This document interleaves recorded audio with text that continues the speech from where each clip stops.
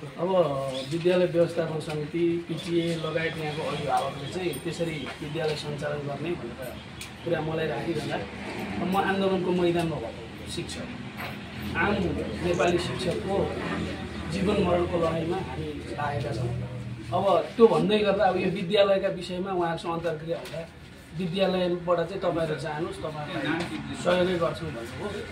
त्यो प्रति उहाँलाई धन्यवाद त दिएँ मैले। तथापि मेरो चाहिँ अहिले पनि यो विद्यालय खुल्नु हुँदैन नि भन्ने अभिप्राय थियो। तर अब समुदायको विद्यालय यहाँबाट चाहिँ एउटा चाहिँ विद्यार्थी बाहिरिने क्रम अनि यहाँका निजी शिक्षकहरू सञ्चालन क्रममा चाहिँ अप्ठ्यारो महसुस हुने भन्ने खालका कुरा उहाँहरूबाट भयो।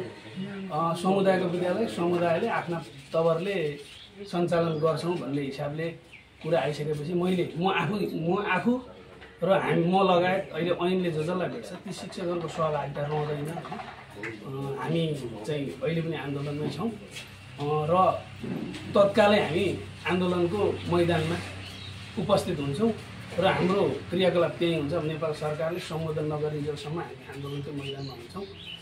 मैले आफूले चाहिँ चाहँदै पनि कुनै प्रकारको सहयोग अहिले विद्यालय सञ्चालनमा गर्न सकिनँ।